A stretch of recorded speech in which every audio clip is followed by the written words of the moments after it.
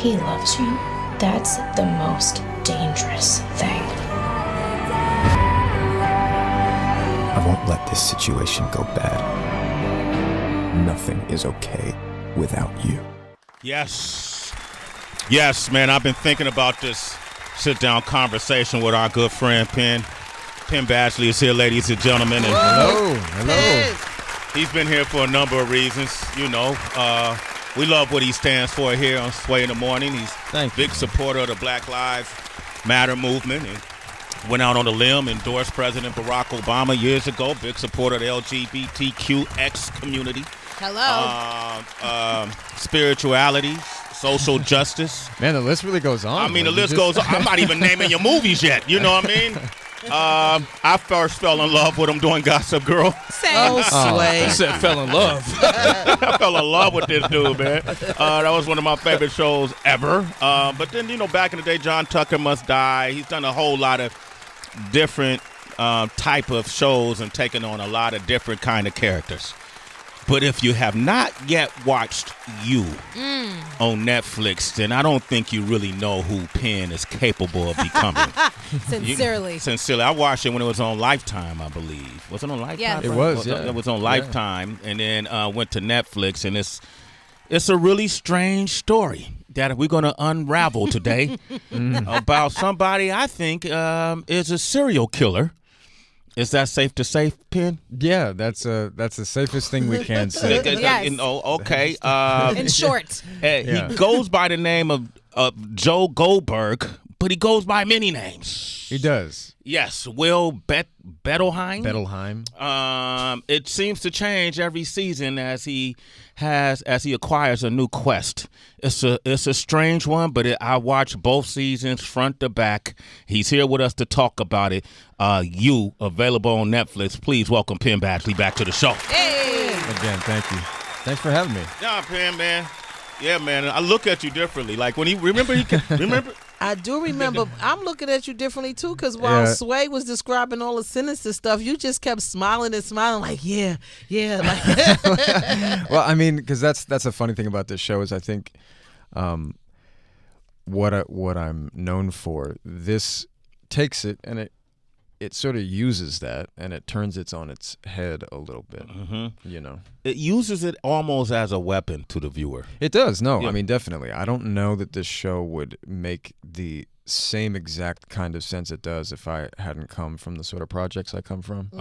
You know, I mean, I don't think that was ever really that intentional by anyone involved. But once we realized like, oh, in a way, it's like this show Gossip Girl is having a conversation with this show, you know, and that's interesting culturally because they're both. I don't know. They're both looking at the way that young people view relationships and love, and it just and it I don't know. That's pretty interesting. And then how important technology has become, as a variable to who you love, how you find who you love, people on Tinder and all these dating apps, and how you keep track of who you love. Yeah. You know, this story, I don't know if anybody's ever had a stalker tuned in to us right now. 888-742-3345. Can you break down in your words what You is about? So on the outside, it is about a man who is a stalker. He's a compulsive stalker, and he's led to serial murder. Although, so specifically, like, he's not the kind of serial killer who enjoys the process. There's a difference in the diagnosis of these sorts of things. So he's practical. It's a means to an end. So in that sense, much of the story is not really about that. It's actually not about him and his relationship to that worst part of him. So you're actually seeing a show that's about, on the outside, it kind of looks like a lot of relationships we see, and then he just goes to a length that you wish he wouldn't go to. But then you're even praying for him. You're just like, man, if you just, no, okay, you've done it 7 times. Right. God damn it. If you just don't do it the 8th time, like, I'll be with you. I'll keep going on this journey with you somehow. Yeah. Can we It's like speak on that part? Because Because you know the way that Sway was able to sum it up, you know, in short, serial killer, stalker, but he's so complicated because you feel validated in hating him, but then you feel guilty in loving him as well. And on the latter part, I wonder if there is anything harmful to us really falling for Joe, because a lot of times when there is a bad guy, you know, throughout history, he's always been glorified. There's always been like an edge of sexiness to him. Yeah. Like Jack the Ripper. Yeah. That's something I think about a lot. I think like as long as we're trying to talk about it and think about it, like I hope that people's obsession with this character is not like a harmful thing, but it's definitely there. It's like we have to think about the fact that we're so used to seeing someone like this, and then being extremely forgiving ultimately in the way. And by the way, I mean, you know, you were mentioning some things in the beginning. Like I've been outspoken about the fact that like if this guy was anybody other than a white guy, like, we wouldn't be able to tell. We just legitimately would not be able to tell the story in this way. So I think as long as we're like understanding that that's what the show is pointing to, then like this is a helpful exercise. If we just consume it and we're like, yeah, you know, then obviously it's a problem. And I think what's been so cool is to see how many young people watching the show are thinking about that. You know, and like how many times we've seen this story of the guy who's charming but ultimately is like really possessive. Yeah. You know? Yeah, Penn Badgley is here. We're talking about You, which is available on Netflix. I've watched all of it. How you come to work worried talking about you, Sway. Yeah. Penn, I wanted to know, do you think everybody has a little bit of stalker in them? You know, kind of, because when you break up with somebody, so to speak, or you going through that rough spot after a relationship, you just find yourself checking their socials. Dialing in, like little kind of stalker-ish stuff. Do we all have that? I mean, I think we have curiosity and we have insecurities. And like the best version of it is we're curious. Right. The worst version of it is we're really insecure and we need validation. Like I want to make sure this person, if we just broke up, let's say, I want to know they're unhappy. You know? Right, like I want to know. I want to know they're not doing well. And that's not right, but it is the way we feel because we're insecure. You know, we keep on placing the. I think what we do all the time is we place the reason for our insecurity or our security outside of ourselves, and we know like in deep down in that way like that's not the right way to be, but of course we're struggling, we're getting through it. I think social media obviously plays into that in a really complicated way. So we all definitely have the reason this show couldn't be as successful as it is without tapping into something that we're all relating to. I think the part of Joe that we all seem to really identify with too is the voiceover part of him that's like really judging everybody. We're like, you know, we like to laugh at that. So we definitely, there's a lot about this guy that we all share. I think it's like there's a lot of different layers to it. This element of the stalking, it's weird because it's like there's stalking as a real thing. Yeah. People who really experience that. The truth is, after all this, I still don't know much about that reality. So you haven't had people DM you, like you haven't? No, that happens, but okay, that's but I feel like the legitimate level of stalking that mostly women experience. Like, I get people who are, you know, I mean, look, most people right now, not most people, but a lot of people seem to recognize me anywhere I go. Yeah. I get spam texts. I'm like, where? How does I get people calling me and being, you know, randos calling you? Oh yeah, calling your phone. It happens a lot. They get your phone. I almost know, depending on the hour of the day. Yeah. I'm just like, that's not a real phone call. That's and then I look at the number and I get people texting me saying like, this is Benji, let me out of the cage. I'm dead. And I'm just like, where are you finding? Yeah. Oh my God. Wow. Penn Badgley's here. We're talking about You. We have Rita on the line. And this is interesting because, Rita, I don't know if you watched this series yet, but Rita, you say you've actually had 3 stalkers in your past, correct? Damn, Rita. Yeah, that's actually really true. 3. Wow. And I love the show, by the way, and have seen every single episode of it. I'm addicted to it. But so the first one in middle school, the second one Middle school. Yeah, I actually did have a middle school stalker. I've actually heard of this before. I think was the person also young? Yeah. Yeah. Yeah. How you hear her story? He had to do research. Well, no. I've heard.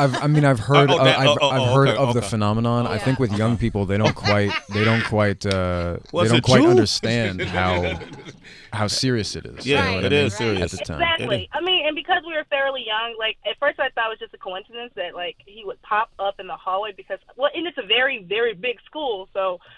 At the same time, I kind of look back at it like, yeah, that probably wasn't a coincidence. He was definitely stalking me for a very long time. So when in middle school, the other one was after I dated this guy who did not like that I was sick one day and then kept calling me bitches and all of that. Like, it went really berserk, and then he would just, like, text me and call me every single day for, like, 4 months straight, and then would, like, wait outside my house sometimes. And then the third one was a guy who I used to work with, and he was the janitor there. Oh no! Oh, damn, not the janitor. Right. Yo, how did you cope with it? Did you alert people? Did you just deal with it your own way? Like, how did you get through it? I did alert just a few people, but for the most part, just said, one day they'll stop. I mean, I really didn't do anything specifically other than just say, okay, I'm going to ignore them, and hopefully they'll go away, especially in the middle school one and the middle school age, and I want to say the second one. But as an adult, that guy, I just had to tell him, hey, this is uncomfortable. I would wonder, like, would that make me want to carry a weapon? You know what I mean? For self-defense. Did you ever feel that way? I did. I did start carrying mace after a while. Wow. Because, I'm a single woman, and I walk a lot of, places in St. Louis by myself, so then I just start carrying, at least mace at a minimum. Okay, so you got the expert here through his character, Joe. I want to clarify. I have no expert. I actually have a question. Did you feel like you were able to ask? Did you feel like you were able to talk to people about it, or did people sort of think you were being dramatic? Yeah, I get a lot of literally. The one in middle school, I actually did tell my mom, and she thought I was being really dramatic. Yeah. So, for the most part, because I feel like people don't take it serious enough, a lot of those instances, I just try to keep them to myself because no one thinks it's a real thing. Or, oh, no, well, you're just trying to seek out attention or something like that. So instead of me trying to, I don't want further judgments to be passed, I would just keep it to myself and just hope that they go away. And honestly, that's what I did for most of them, other than the last one. Right. Thank you for sharing your story, Rita. When I first started watching this, Penn, I was like, yo, this is a how-to manual for anybody. Put a hat on. And put a hat on. Yeah. And you talk to yourself. Right. Hide in plain sight. And this series is going to give you different tactics and methods on how you could, really spy on folks or stalk folks. But then I look at it differently now.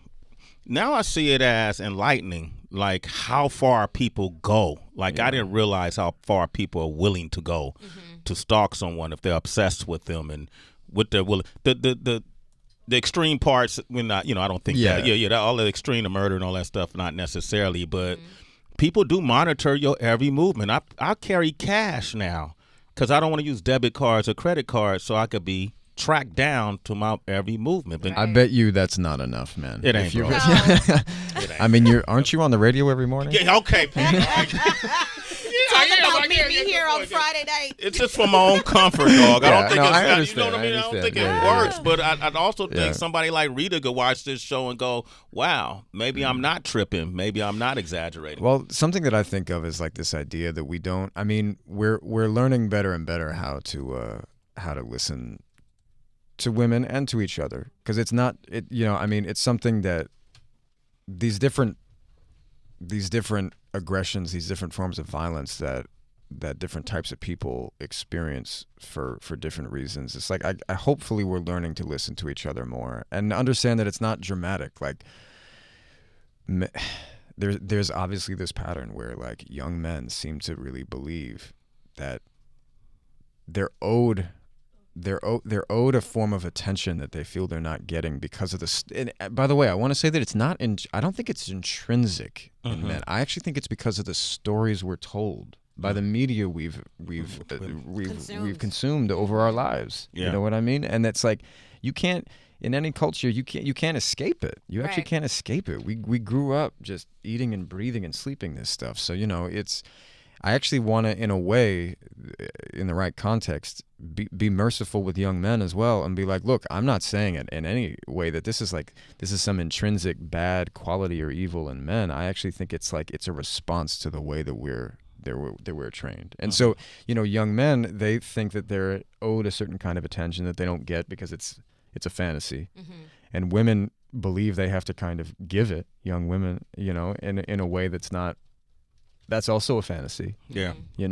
We're not really allowed to have authentic relationships. Consider, you can't be friends with young people when they're in school. Yeah. How early is it that we're like, oh, is that your girlfriend? Oh, is that your boyfriend? Very true. It's like, let us be friends. Let's be buddies. Can we have a conversation, please? No one was even thinking in that direction. direction. Or if you have that affection and you feel like you're put in the friend zone, is like, why is being friends? Why is that such friend zone a bad place? You know what I mean? Yeah. It's like, can we just have a value-free?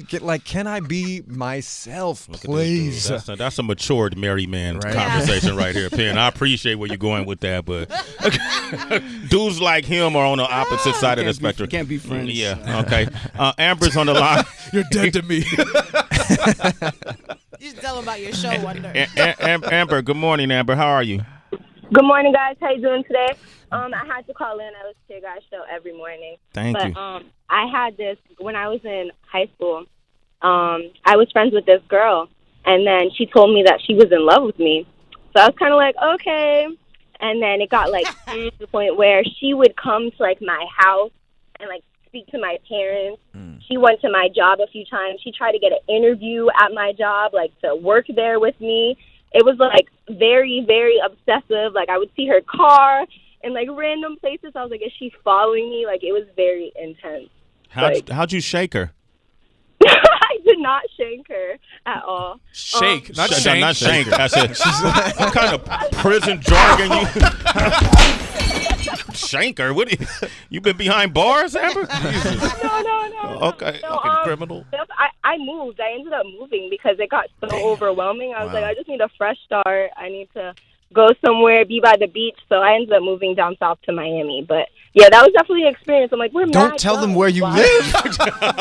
See? You gotta learn. Okay. Miami's a big city. Yeah, it's a big city. Wow. Yo, Amber, thanks for sharing that story. Here's the other thing about you. I don't want it to make it seem. It's some really awesome actors. Yeah. That on this cast, I don't know how to say it. Victoria Pedretti. Yeah, she plays Love. She plays Love Quinn, who has her twin brother, and you start finding out. You got to see season 2. I don't want to give up all the goods if you haven't watched it, but you start finding out stuff about her. Yeah, that is pretty. And him, him meaning the brother. Yeah. Obviously in this show, it's a bleak vision of reality. Everybody's got some real dirt on them. Yeah. But it's yeah. I think in order for this concept to not become tired, it can't just be about him. So you see that again. I don't want to spoil it at this point. I feel like at this point, if you haven't watched it, maybe you won't. But no. This will make them watch. This conversation is going to make them watch. Yeah. Season 3 is already locked. Yeah, it is. Yeah. I'm going to be moving to LA for probably about 5 months to do that over the summer. Let me ask you this, because I saw you were doing Here Today with Billy Crystal and Tiffany That's Haddish. Right, yeah. So how do you switch from you being the showrunner on you to now I have to figure out how to fit in? Obviously that's part of acting, but when you're dealing with Billy Crystal, you know what I mean? Totally different. Yeah, no, it's funny because I did realize how much I had been locked into this kind of this intensely serious, and there's humor in it. I feel like I'm constantly bringing humor to the guy, but at the same time, when it is happening, it's pretty understated, I think. So yeah, well, actually, in this role, I'm playing Billy's son. Really, it's him and Tiffany. They're the funny people, right? Mm-hmm. So I was just sort of the straight man in the scene, and if I wasn't careful, it was just I'm accustomed to now just doing this very kind of serious thing, So obviously, it was. Untraining your brain. Yeah, yeah. Because being Joe Goldberg, man, it really does. By the end of a season, I'm exhausted. Yeah. And so shifting into something that was lighter was actually it was fun. Joe's very cerebral, man. Yeah. Penn, awesome job. Thank you, man. Thank you. Great series, man. I appreciate that. Way to keep working. Yeah, you know, who'd have thought? Right? Way to keep working, bro. I'm not mad at it. That. Happy for you. Thanks for coming by. You can see Penn on You right now. Go to Netflix. Check it out, man. Come back and let's talk season 3. Yeah, I will. That's your promise? Yeah. Okay, cool. I always love coming here. Thank you for having me. Absolutely, man.